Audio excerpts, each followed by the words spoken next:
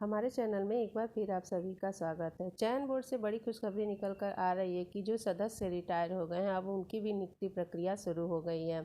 उत्तर प्रदेश शासन माध्यमिक शिक्षा अनुभाग 5 संख्या 433/पूर्ण, ये देखिए यहाँ पे है दिया हुआ, 15 अप्रैल को यह जारी किया गया है। उत्तर प्रदेश माध्यमिक शिक्षा सेवा चयन बोर्ड प्रयागराज में सदस्यों के चयन हेतु विज्ञप्ति।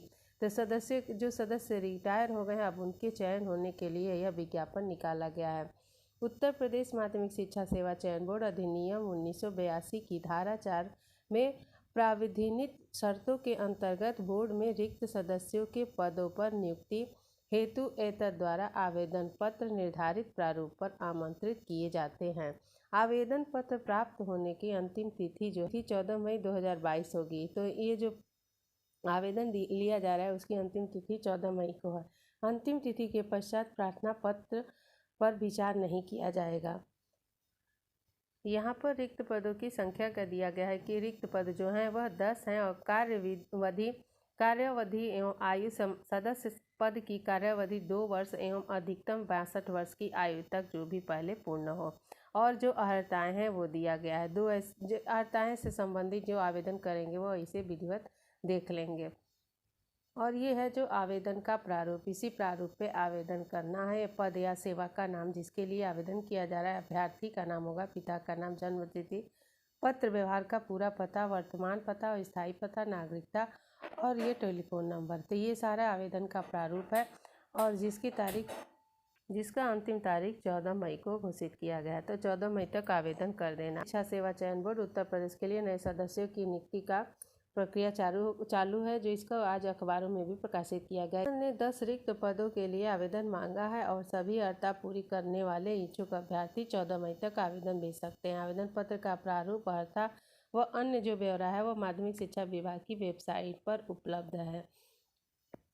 यहाँ पे देखिए चयन बोर्ड में 10 सदस्यों अध्यक्ष का ही बोर्ड होता है और इस समय सभी 10 जो सदस्यों के पद हैं वह खाली हो गए हैं। 5 सदस्य पहले ही कार्यकाल पूरा होने से बाहर हो चुके हैं और वहीं अब 5 अन्य सदस्यों को दूसरा कार्यकाल दिया गया था जो 8 अप्रैल को वो भी पूरा हो गया और इसके बाद से चयन बोर्ड में अब एक भी सदस्य नहीं है। में रूटीन के अलावा अब कोई भी भर्ती या नीतिगत निर्णय होना संभव नहीं है। तो जब तक इन सदस्यों की नियुक्ति नहीं हो जाएगी तब तक जो भी पीएनपी संबंधित कार्य है वह जो भी चयन बोर्ड संबंधी कार्य है वह पूरा नहीं हो पाएगा, क्योंकि सदस्य ही नहीं रहेंगे। तो इनकी नियुक्ति प्रक्रिया देखिए जून तक ही संपन्न होगी और उसके बाद ही आपको टीजीटी पीजीटी का जो नया विज्ञापन है देखने को मिलेगा।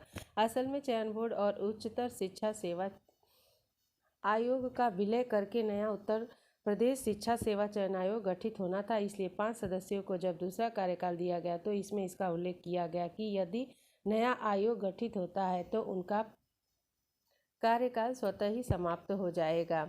लंबित भर्तियां पूरी न होने से नए आयोग का गठन नहीं हुआ और साथ ही विधानसभा चुनाव की आचार संहिता की वजह से प्रकरण हाशिए पर रहा। चयन बोर्ड को नई भर्ती का विज्ञापन जारी करना है और साक्षात्कार भी शुरू होने हैं। इसी बीच सदस्यों का कार्यकाल खत्म होने से सब ठप हो गया है और अब शासन ने 10 नए सदस्यों के चयन के लिए आदेश जारी कर दिए हैं और प्रयास है कि जून तक चयन बोर्ड को नए सदस्य भी मिल जाएंगे। तो इस तरह से सदस्यों की प्रक्रिया पूरी तरह से शुरू हो गई है। 100 दिनों की कार्य योजना में शिक्षक भर्ती शामिल नहीं है। तो सरकार का जो 100 दिनों का एजेंडा है जिसमें कई भर्तियां करने की बात हो रही है, लेकिन उसमें शिक्षक भर्ती ही शामिल नहीं किया गया। उत्तर प्रदेश माध्यमिक शिक्षा सेवा चयन बोर्ड की 100 दिन की कार्य योजना में और शासकीय सहायता प्राप्त माध्यमिक विद्यालयों के लिए नई शिक्षक भर्ती का जो विज्ञापन जारी करना शामिल नहीं है। भर्ती 2013 के 632 पदों पर प्रधानाचार्य भर्ती 2011 के कानपुर मंडल का चयन परिणाम घोषित होने से एडेड कॉलेजों में लंबे समय से रिक्त पदों पर नियमित प्रधानाचार्य मिल सकेंगे। इसके अलावा प्रशिक्षित स्नातक, टीजीटी और प्रवक्ता पीजीटी 16 एवं 21 में चयनित लेकिन किन्हीं कारणों से अभी तक कार्यभार नहीं ग्रहण किए हैं। तो इन सब को कार्यभार जो ग्रहण कराने का काम है वह अभी भी बाकी है। इस तरह एडेड कॉलेजों में इतने पद खाली हैं, लेकिन अभी इनको 100 दिनों के जो सरकार का एजेंडा है उसमें शामिल नहीं किया गया। तो जब शामिल ही नहीं किया गया है तो अभी विज्ञापन निकलने या भर्ती शुरू होने के कोई भी आसार दिख नहीं रहे हैं। अगला न्यूज़ 97,000 शिक्षक भर्ती के लिए आरटीआई को बनाया गया है हथियार और प्रशिक्षित बेरोजगार युवा आज से शुरू करेंगे अभियान। सरकार से पूछेंगे कि प्राथमिक उच्च प्राथमिक स्कूलों में शिक्षकों के कितने पद खाली हैं। तो परिषदीय प्राथमिक स्कूलों में सहायक अध्यापक के 97,000 पदों पर भर्ती के लिए जन सूचना अधिकार RTI को हथियार बनाया है और प्रतियोगी छात्र सोमवार से अभियान शुरू करने जा रहे हैं। और सभी जिलों में DLED और TTMC TT उत्तीर्ण बेरोजगार युवा बेसिक शिक्षा विभाग के अफसरों को RTI के तहत आवेदन भेजकर रिक्त पदों के बारे में सूचना भी मांगेंगे। तो इस तरह से अप्रशिक्षित बेरोजगार युवा आज से शुरू करने जा रहे हैं अभियान की कितने पद खाली हैं और सरकार से यह पूछेंगे कि प्राथमिक और उच्च प्राथमिक में शिक्षकों के ज़्यादा से ज़्यादा कितने पद खाली हैं।